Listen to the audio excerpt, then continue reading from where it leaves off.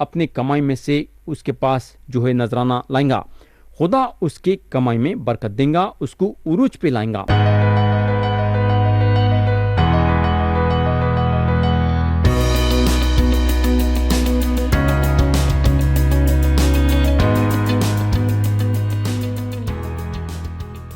یسوع مسیح کے نام سے السلام علیکم پیارے بھائی اور بہن، اب ہم خدا کا کلام شروع کریں گے اور اٹھائیں گے باب 3 اور پڑھیں گے آیت 1۔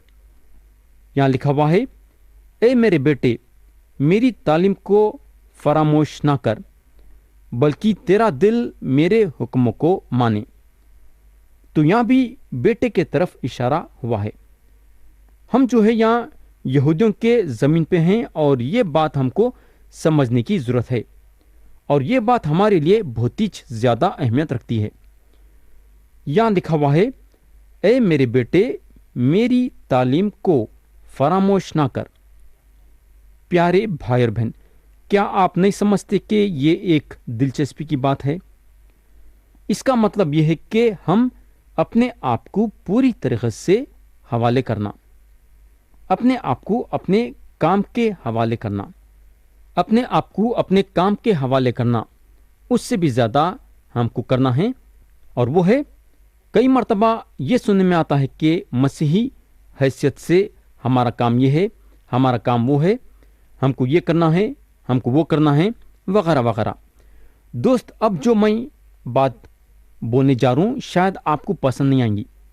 یہ جو ہے کام نہیں، یہ جو ہے وہ بات ہے کہ محبت کے ساتھ ہم اپنے آپ کو پوری طرح سے خدا کے مرضی کے حوالے کرنا، یعنی کہ کام سے بھی بڑھ کے خدا کے مرضی میں آنا ہے۔ اگر ہم زبور کی کتاب 119 اور اس کی آیت 11 دیکھیں گے تو زبور لکھنے والے ایک بہترین بات لکھتے ہیں۔ انہوں لکھتے ہیں، میں نے تیرے کلام کو اپنے دل میں رکھ لیا ہے تاکہ میں تیرے خلاف گناہ نہ کروں۔ میرے دوست، کتنی اچھی آیت ہے، دیکھو میں پھر سے ایک بار پڑھتا ہوں، میں نے تیرے کلام کو اپنے دل میں رکھ لیا ہے تاکہ میں تیرے خلاف گناہ نہ کروں۔ اس کے علاوہ اگر ہم یاد کریں گے تو یسوع مسیح اپنے خود کے لوگوں سے بات کرے جب ان لوگ سب اوپر کے کمرے میں تھے۔ انہوں اپنے شاگردوں کو بولنے کو لگے، جہاں یوحنا کی انجیل باب 14 اور اس کی آیت 23 میں لکھا ہوا ہے، اگر کوئی مجھ سے محبت رکھے تو وہ میرے کلام پر عمل کرے گا۔ کیا لکھ رہے ہیں انہوں؟ ذرا غور سے سنو، اگر کوئی مجھ سے محبت رکھے تو وہ میرے کلام پر عمل کرے گا۔ اور اس کے بعد مسیح بولتے ہیں، اور میرا باپ اس سے محبت رکھے گا اور ہم اس کے پاس آئیں گے اور اس کے ساتھ سکونت کریں گے۔ تو میرے بھائی، اگر ہم مسیح کے حکموں پہ عمل کریں گے تو مسیح کا کیا وعدہ ہے کہ باپ اور انہوں ہمارے ساتھ آ کے سکونت کریں گے، یعنی کہ ہمارے دل میں رہیں گے۔ تو دوست، کیا آپ یسوع مسیح سے محبت رکھتے ہیں کیا؟ اگر آپ رکھتے ہیں تو انہوں آپ سے بات کرنا چاہتے ہیں، کیونکہ انہوں بات کرنے والے خداوند ہیں۔ تو یا میں یہ بولنا چاہوں گا کہ ہم کام کے حیثیت سے نہ لیں، تو ہمارا کام کا جو حصہ ہے اس سے بھول جانا اور محبت میں زیادہ زور دینا، اور ہم وہ کام کرنا جو یسوع مسیح ہم کو دیے ہیں۔ مسیح کا حکم ہمارے لیے یہ ہے کہ ہم ان کے خوشخبری کو بانٹنا، اور ہم یہ کام اس لیے کرنا ہے کیونکہ ہم ان سے محبت رکھتے ہیں۔ آج ہم ان کے نیک ہدایت سے خدا کا کلام بانٹنا ہے، اپنی طاقت سے نہیں بلکہ یسوع مسیح کے طاقت سے، اور یہ کام ہم اس لیے کرتے ہیں کیونکہ ہم ان سے محبت رکھتے ہیں۔ میرے بھائی اور بہن، اگر آپ مسیح سے محبت رکھیں گے تو آپ کے زندگی میں روشنی پیدا ہوں گی اور آپ روحانی طور سے دولت مند اور زبردست ہوتے جائیں گے۔ بولنے کا مطلب یہ ہے کہ عمل کرنا، کس پہ عمل کرنا؟ یسوع مسیح کے کلام پہ، اور جب عمل کریں گے تو کیا ہوگا؟ ان کی روشنی، دولت کی روشنی آپ پہ پڑیں گی اور زبردست آپ بن جائیں گے۔ اب ہم آیت 3 پڑھیں گے، شفقت اور سچائی تجھ سے جدا نہ ہو، تو ان کو اپنے گلے کا توغ بنانا اور اپنے دل کی تختی پر لکھ لینا۔ پیارے بھائی اور بہن، शफकत यानी अबदी मोहब्बत। कलाम बताता है कि शरीयत मूसा के ज़रिए से आई और सच्चाई जो है यीशु मसीह के ज़रिए से आई। अब सवाल ये पैदा होता है कि ये अबदी मोहब्बत क्या चीज़ है। ये जानना हमारे लिए बहुत ही ज़रूरी है। अबदी मोहब्बत जो है फजल है, यानी ये चीज़ मोहब्बत से ज़्यादा है।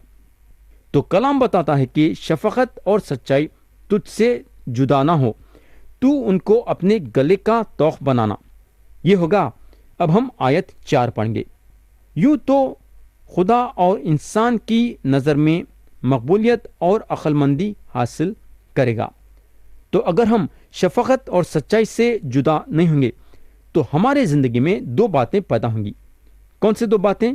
पहली बात यह कि हम खुदा और इंसान के नज़र में मकबूल बनेंगे, यानी कि खुदा और इंसान दोनों हमको कबूल करेंगे। तो ये कितनी अच्छी बात है कि खुदा और इंसान दोनों हमको कबूल करना। और दूसरी बात हमारे ज़िंदगी में ये होंगी कि हमको अक्लमंदी हासिल होंगी। तो कितना ज़रूरी है कि अक्लमंदी हासिल होना। ये होगा। अब अगले 2 आयतें मिलते जुलते हैं, यानी कि आयत 5 और 6। यहाँ लिखा हुआ है, सारे दिल से खुदावंद पर तवक्कुल कर और अपने फहम पर तकिया ना कर, अपनी सब राहों में उसको पहचान और वो तेरी रहनुमाई करेगा। प्यारे भाई और बहन, इबादत के दौरान जहाँ लोगों को बुलाया जाता है और उनसे बोला जाता है कि वो आयतें बताओ जो आयतें तुमको बेहद पसंद है, तो लोग ये आयतों को दोहराते हैं क्योंकि ये आयतें बेहतरीन आयतें हैं। हमको ये याद रखना ज़रूरी है कि ये आयतें जो हैं वो आदमी पे लागू होती हैं जो दिलो जान से खुदा का कलाम पढ़ता है और पढ़ने के साथ साथ वो आयतों पे अमल भी करता है। मेरे दोस्त, ये आयतें उस वक्त ही लागू होती हैं। आप कलाम पढ़ेंगे, बहुत पढ़ेंगे कलाम, 1-1 घंटा 2-2 घंटे, और 1 साल में आप कम से कम 6 मरतबा बाइबल शरीफ को ख़त्म करेंगे, लेकिन कुछ फ़ायदा नहीं। ये बातें आपकी ज़िंदगी में लागू नहीं होंगी क्योंकि आप कलाम तो पढ़े हैं लेकिन उस पर अमल नहीं करे हैं।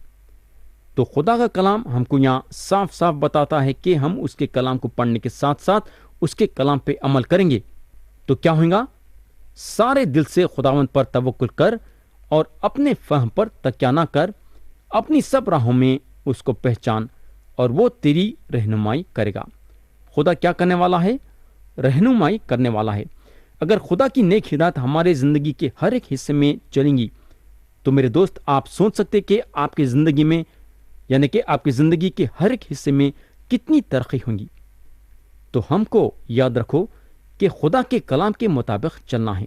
प्यारे भाई बहन, खुदा का कलाम पढ़ने के बाद और अबदी मोहम्मद के बारे में थोड़ा बहुत जानने के बाद और शफकत और सच्चाई को जानने के बाद ये बातों को पकड़े रहना।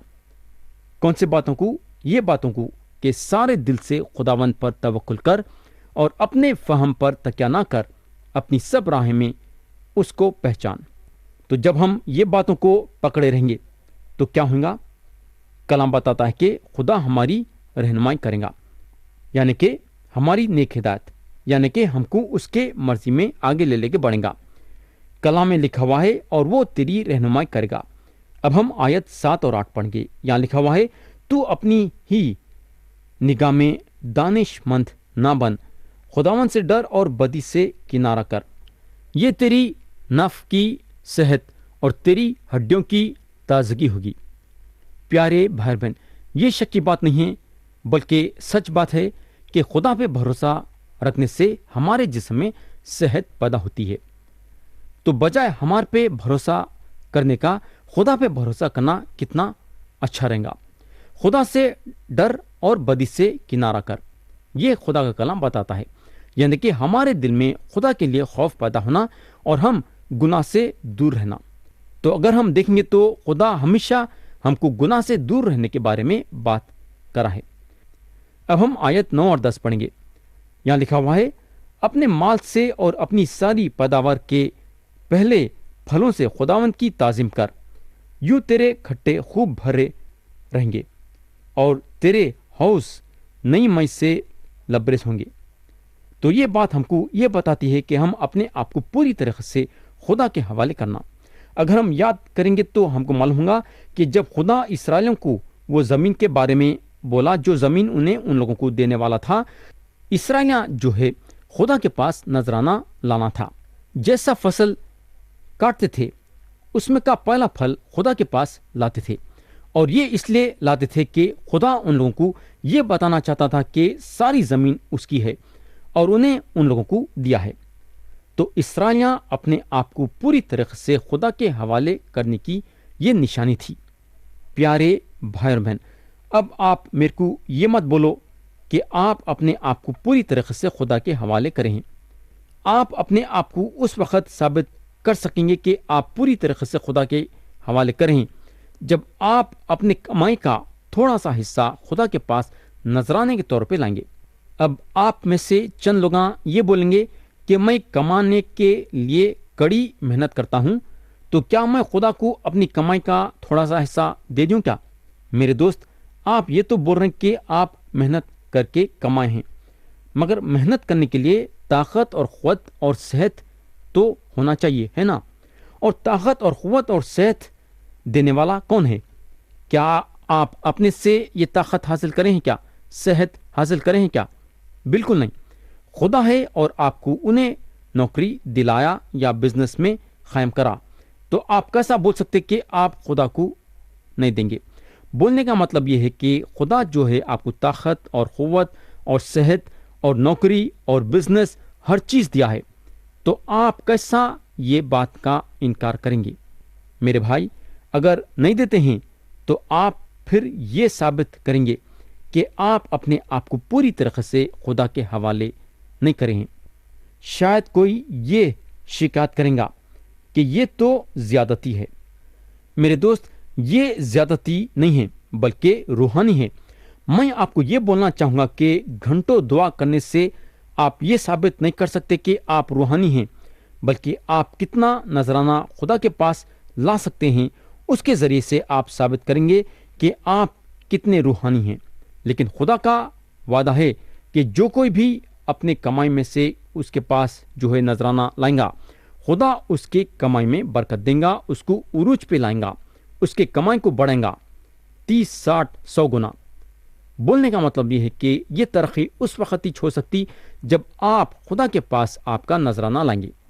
اب ہم آیت 11 اور 12 پڑھیں گے. یہاں لکھا ہوا ہے، اے میرے بیٹے، خداوند کی تنبیہ کو حقیر نہ جان اور اس کی ملامت سے بیزار نہ ہو، کیونکہ خداوند اسی کو ملامت کرتا ہے جس سے اسے محبت ہے، جیسے باپ اس بیٹے کو جس سے وہ خوش ہے.